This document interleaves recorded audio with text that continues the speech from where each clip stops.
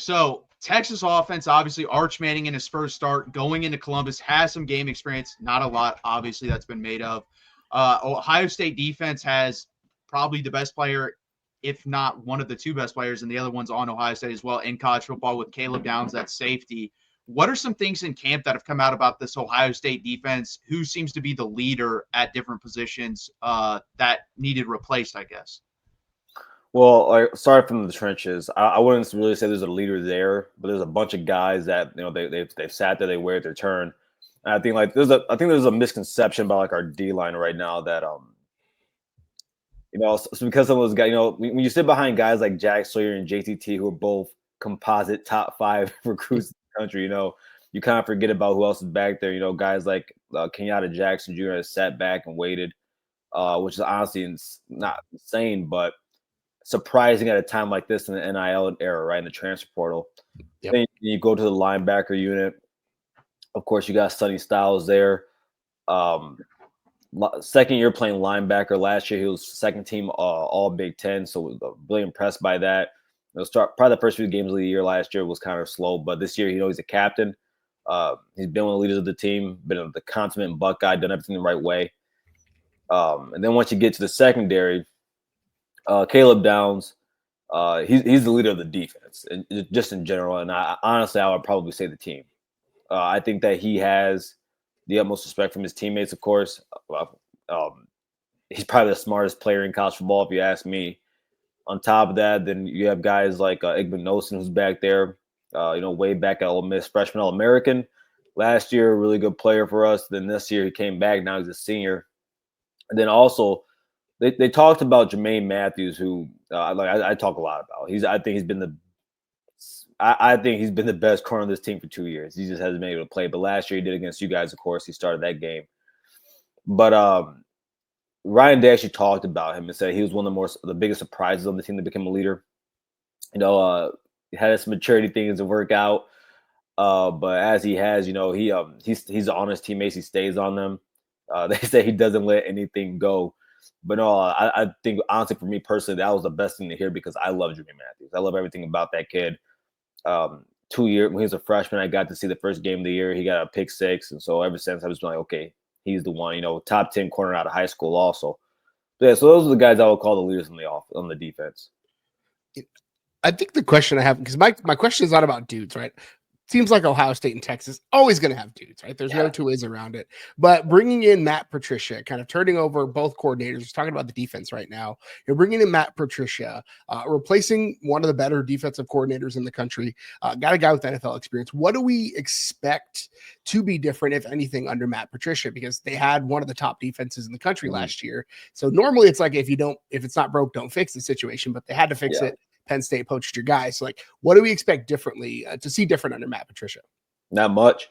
Ryan Day said that he is going to run the Ohio State defense, and as of now, the Ohio State defense is that 4-2-5 that Jim Knowles implemented. Now, MP is like Matt Patricia. He's going to make his own wrinkles to it. He does run a multiple defense, so that will change.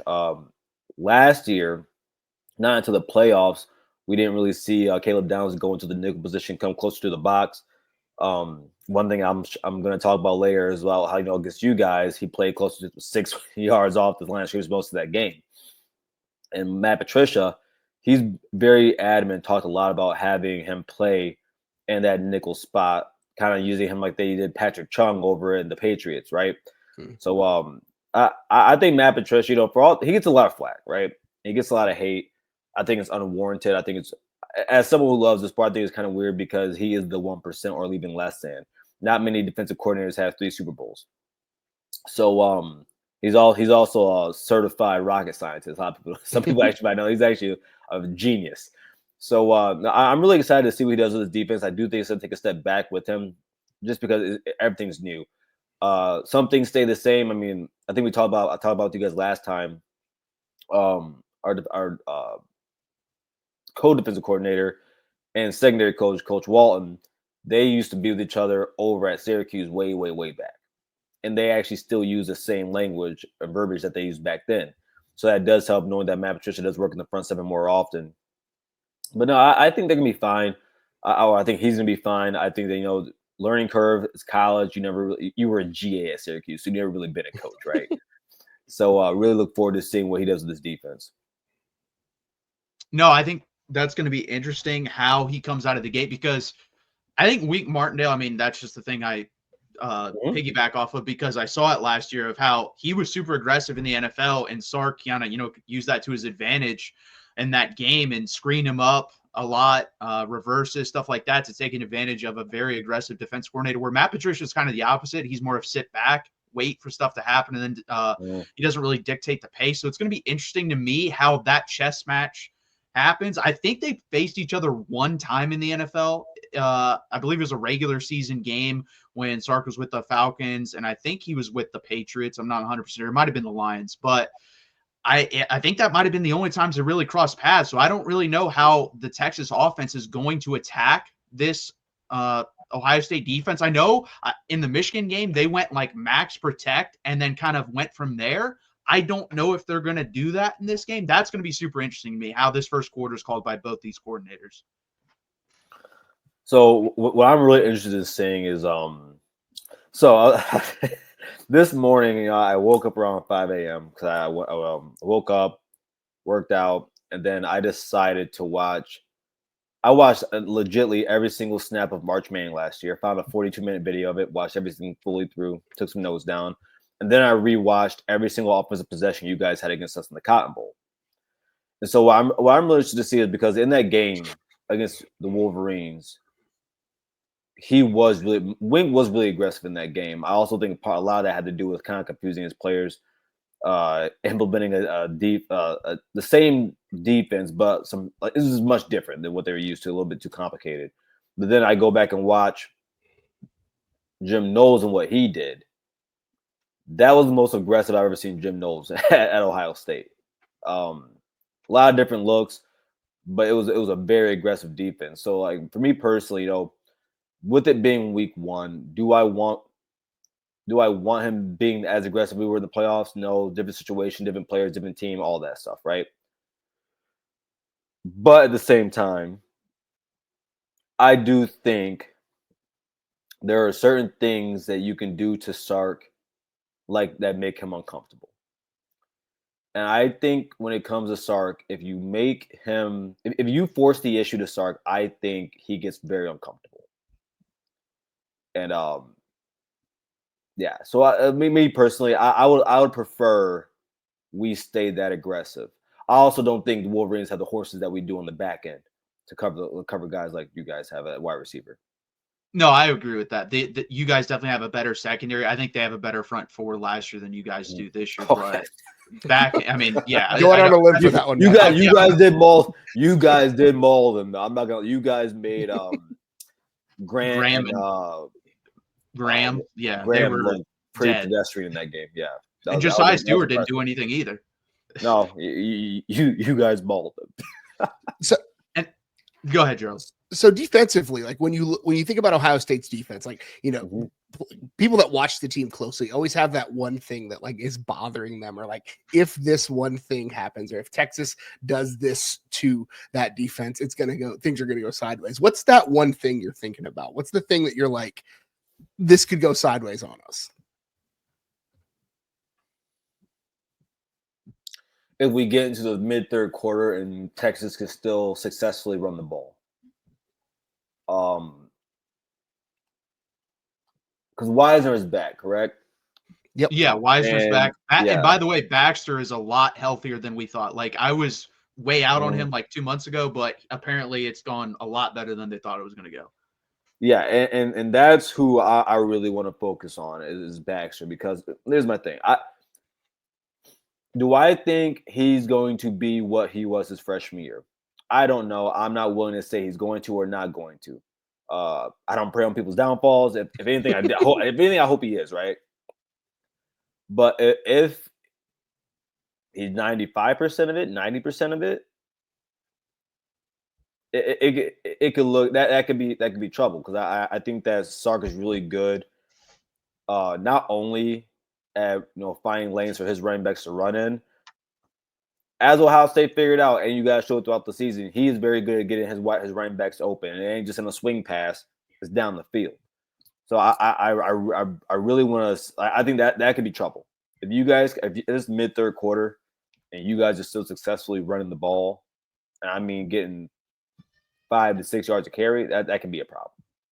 No, I agree, and that's what I was going to say when you said aggressive if bothers Sark. If he can't run the ball, because that's what he wants to do, everyone's like, he's soft, he wants to do this, blah, blah, blah, in the pass game. He wants to run downhill at you. That is the core of his offense. He wants to run downhill, and then guess what? Play action you to death down the field. That is, if he can do that, it's going to be a long day for whoever he's playing. And that's my thing, too. I completely agree. Like, if Baxter's 90% of what he was, my expectations for this team change. Like, I think they're a borderline can win the national championship. I'm all in on national championship if CJ Baxter is who he was his freshman year, because that guy's a top, in my opinion, 3 to 4 running back in college football. And then you had Trey Wisner, and I think the interior of the offensive line is going to be better at getting push in the run game. The pass game, I don't know about on the interior. I'm actually more confident in the tackles pass game than I am the run game, and we'll talk about that because I saw Gooseby as a game time decision, which is not true. He'll be. No, I was gonna say Aaron Gooseby. He's playing. He's playing. Yeah. Oh yeah.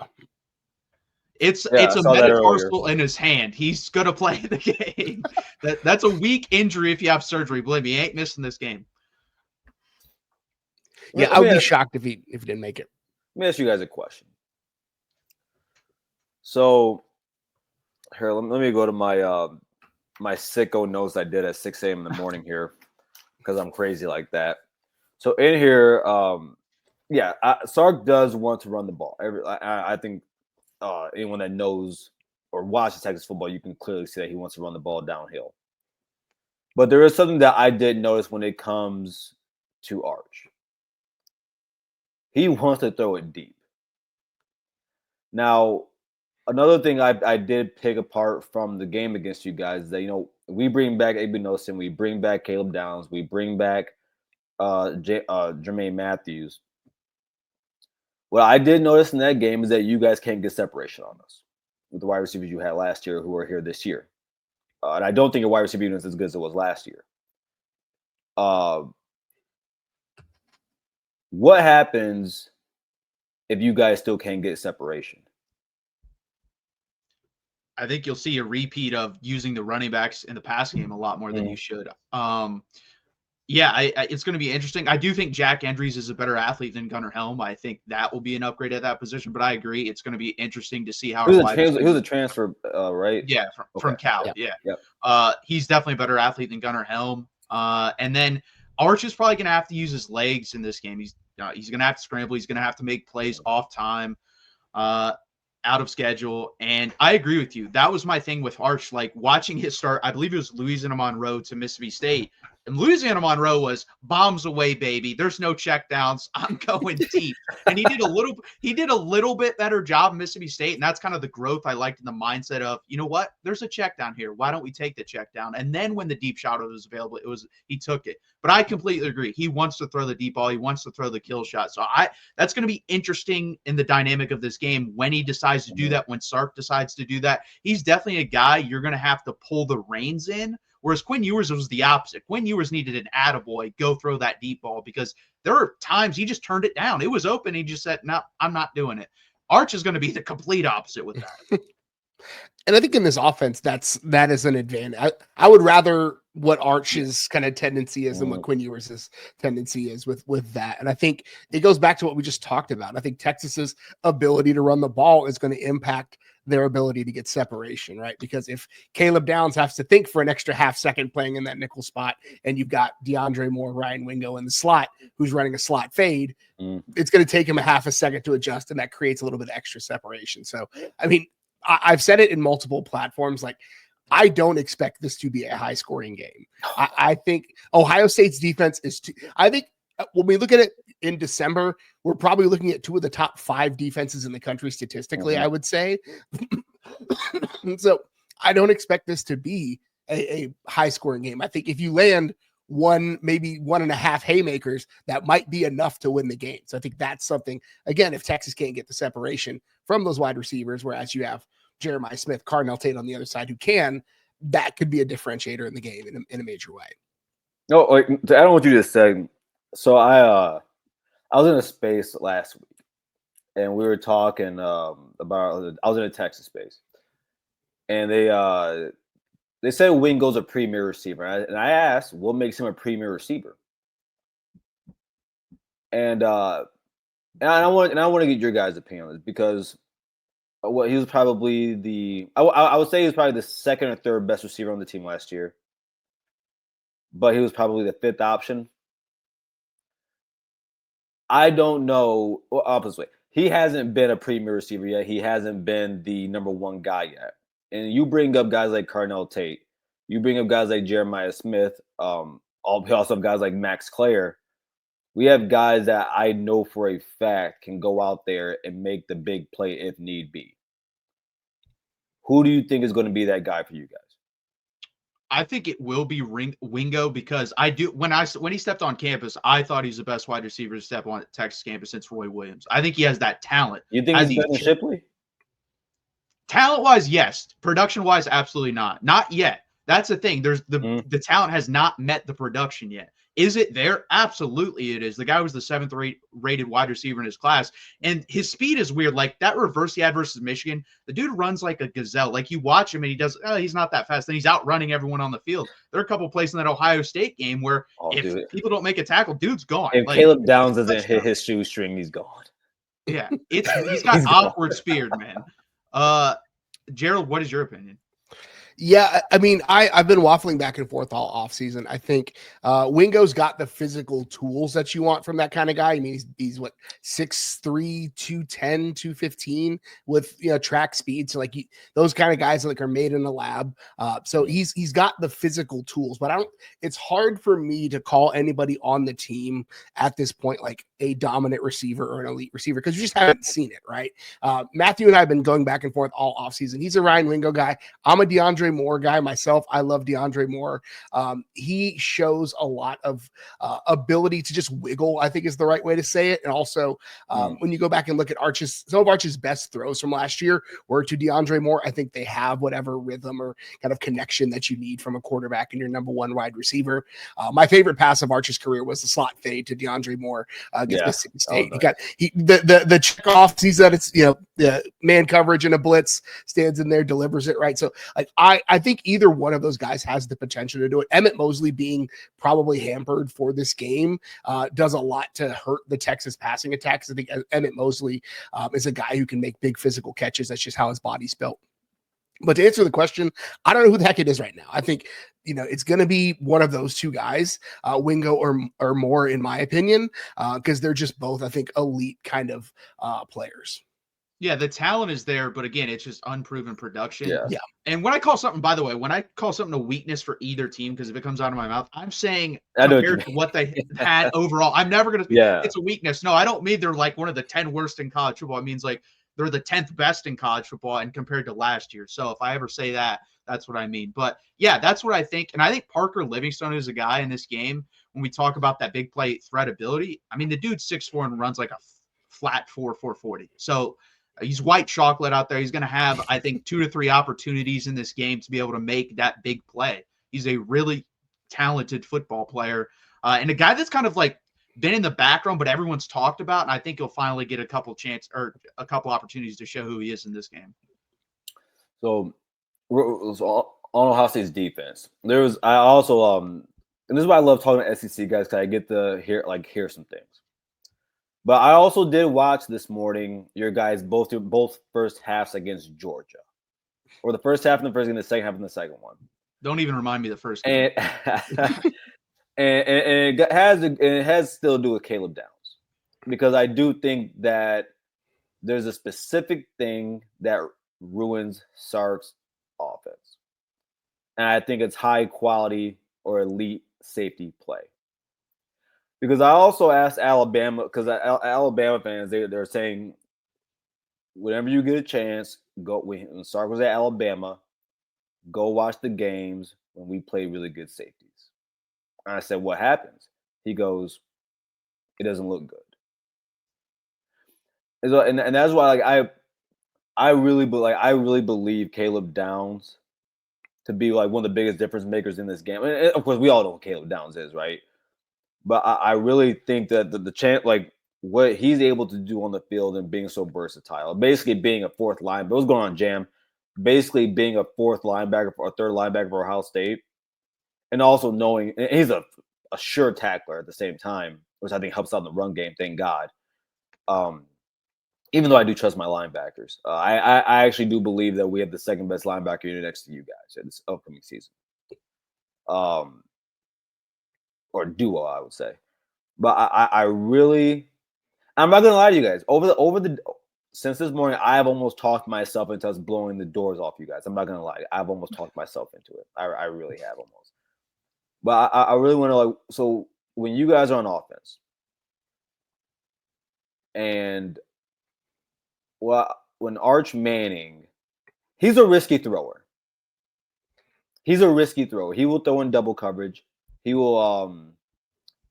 I think it was the ULM game where he threw it over the middle, and I don't think he saw the other safety coming across. Do you guys think? Because I wrote it down, and I kind of like crossed it off because I couldn't really. I don't think there was enough evidence to sit here and say this. So I want to ask you guys: do you think he struggles with reading? Gerald, I'll let you go with that.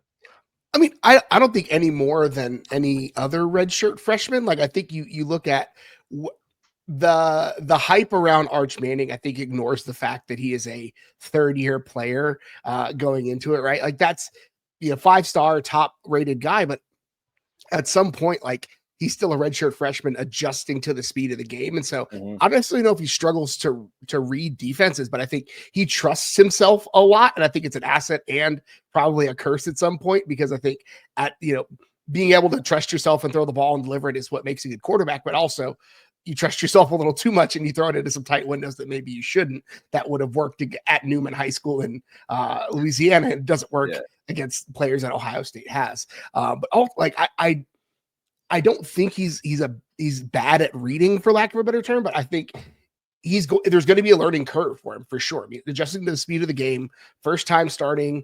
Matt Patricia is, like you said, an incredible defensive coach. There's going to be a lot of junk thrown at him, so he's going to be hard to read for sure.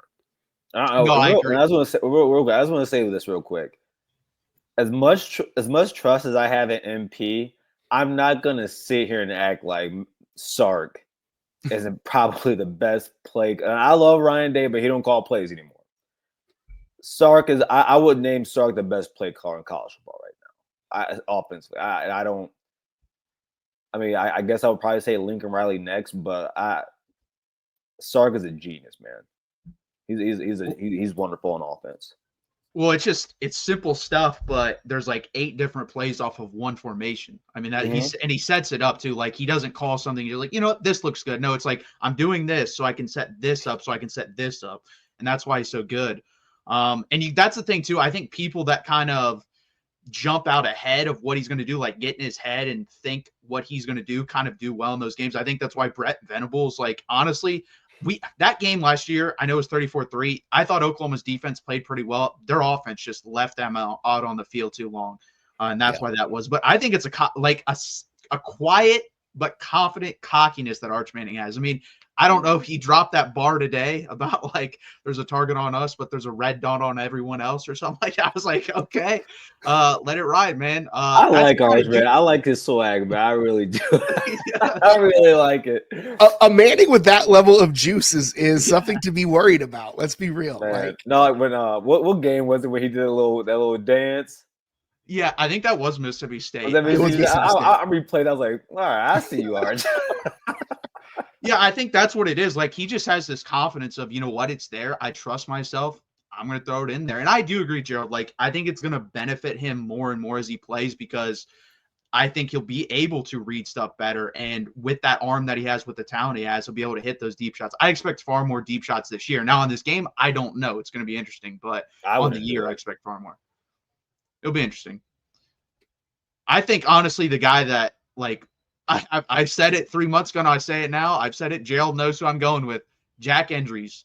I think that's the key here. I think him getting open in the middle of the field, exploiting the linebackers in coverage, because I think he's a really, really dynamic tight end. And when we get to the other side, you'll probably say the same thing, Garrison.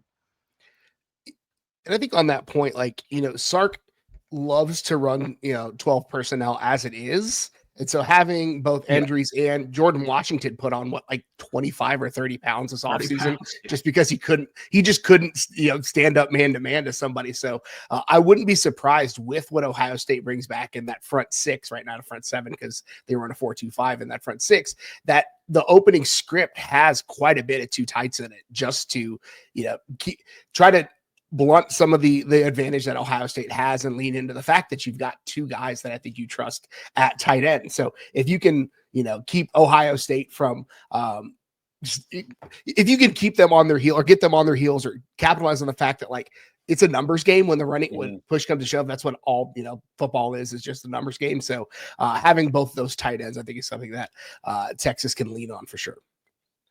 So you guys know me, and it wouldn't be me if I didn't bring up your offensive line, because I'm going to triple down on this. I think they're going to struggle. Yeah. Oh yeah. From center to right guard, no. But I truly do. I'll give you an example. I'll tell you why. It's not that I don't think those guys are talented. We know what Texas and Ohio State bring in every single year in their recruiting classes, right? But I truly do believe in continuity on your offensive line and playing together. I had Texas guys tell me, "Oh, well, they played together in other games," and I asked, "Okay, well, at what point? What was the score of the game, and what quarter was it?" Fair. And at the same time, like when it comes to Ohio State's D tackle depth, it's unknown.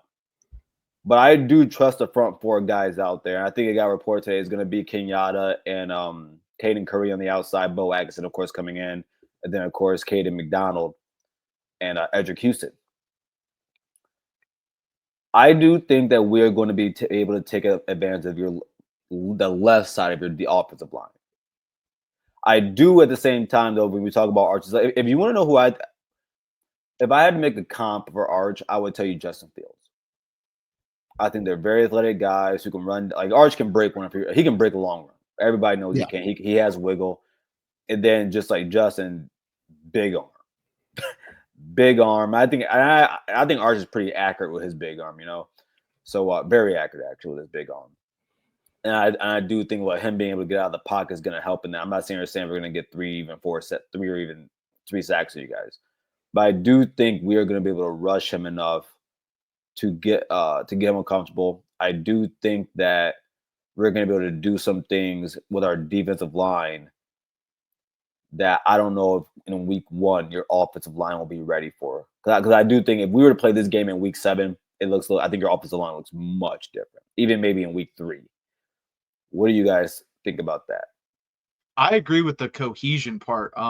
Yeah, there are certain guys like right tackle, Brandon Baker. It's going to be interesting. I obviously super talented guy, but I've never seen him play it. Yeah, I mean, I've never seen him play it down that matters. So it's hard for me to, put all my trust in him. I think Trevor Goosby's a potential first-round pick. Like, I'm really not that concerned with him. Why do you think that? I saw you say that. Why do you think that? The athleticism. I mean, if a guy's 6'7", 330, 340 doing a 3.6 or no, sorry, I hate when people say that. A 180 dunk. I think you're a really good athlete. And his brother's a great athlete too. Hopefully he comes to Texas. But I just think he's a special player. And I saw him versus Texas A&M, Georgia, and Clemson. Games that matter, snaps that matter. And the guy had a better pass blocking grade than the guy that just left for the NFL at the right tackle position in Cam Williams. I actually thought, like, looking back on it, I wish we would have put Trevor Goosby in the game versus you guys last year because Cam Williams. Oh, we tortured him. He was coming off an injury, and he looked like it. It was terrible. He was god awful in that game. Trevor Goosby would have been an upgrade. So I trust him at left tackle. Left guard, Neto's going to be interesting. I trust him in the run game. Pass game, I don't know. That's what has kept him off the field because he cannot pass protect up to the standard that Texas wants him to. Run game, he's been fine. That's like his bread and butter, super physical guy. Cole Hudson, I think, will be just fine. My thing is this. Jake Majors was there, and he was really good pre-snap at setting protections. Cole Hudson hasn't had to deal with that in a first road start. I think that's going to be interesting. Post-snap, I don't worry about him. I think he's just as good of a player as Jake Majors, but pre-snap, I do worry. DJ Campbell, super inconsistent. If he plays up to that, ultra high 5-star rating that he got coming out of high school, he can be the best offensive lineman on the team, the best guard in the country. If he plays to where Cole Hudson last year was switching in and out with him because he was inconsistent, then that's not going to be good for this game, especially when you have Brandon Baker over there to the right side, right tackle, and I don't know what to expect. So I trust, I would say, 3 of our guys. I actually feel more confident on the left side than the right side. It's going to be interesting, though. Again, first game, I completely agree with the cohesion. If this is game 4 or 5, I feel way more confident. The first game, it does worry me. Yeah, I think the one thing that makes you feel confident in Gooseby is Shamar Stewart from last year. He lined up across from an NFL edge and locked him down. Like that to me makes me feel good about you. Like, Shamar Stewart is in an NFL camp right now, right? He was a guy, I honestly was shocked he went as low as he did. And Trevor Gooseby lined up against him at Kyle Field, first start for a first round NFL left tackle, and you didn't see a drop off in production. You didn't really see an appreciable difference in what they did. Now A&M's offense left their defense out to dry quite a bit in that game, but you have a Trevor Gooseby who's again his second start going against Shamar Stewart, who was one of the better edges in the country and didn't give up a single sack, didn't give up pressure. Like, I feel okay about him. I think DJ Campbell is the one I really worry about. DJ Campbell, Brandon Baker, that right side of the line. DJ Campbell, part of his issue was the number of pass blocking snaps he had in high school, you could count on like both hands. Like, the guy, this just wasn't the offense that they ran. And so there was a higher level of higher learning curve as a pass blocker. And so if Texas goes run heavy this game, I feel fine about DJ Campbell, because that's what he does. He's going to run downfield, pick somebody up and throw him at somebody else. That's what he does. But when he needs to look for work, he's struggled with eye discipline when it comes to stunts and twists and looking for work and pass protection. That's really where DJ Campbell struggled. Brandon Baker, again, complete unknown as far as what he can do. Like, we know what his talent is, but what is he going to be? Like, we just haven't seen him. And I think that, to me, we don't know. We haven't seen him, right? And again, like you said, I've been saying it all year. If this is week 6 or week 7, I feel much better about the offensive line. But even the little things, like if we're chip blocking, where do my hands need to go versus his hands? Where do my feet need to go versus his hands? How long do I need to hold on? All of those types of things that just come with repetition. That's what worries me about this unit. I'm not scared of the talent. I think the talent's there, but just their ability to play as one. 5 dudes playing as one. I don't know. Right. Well, I will say the penalties will be less because Cam Williams was the most penalized player in all of college football last year, so that'll be nice. Really? Oh, yeah. I'm sure. I'm still so shocked he left. I'm still shocked he left. We're gonna move on here, but I just want to let David. I promise you, more than half of Ohio State's players have been on campus for more than 6 months. I promise you, they have. Most of our starters are been there for over probably 2 or more years now. Promise you that. Yeah, it's like, just like Texas. They both have been on campus. The issue is they haven't played as much. So that's it. That's the question we have.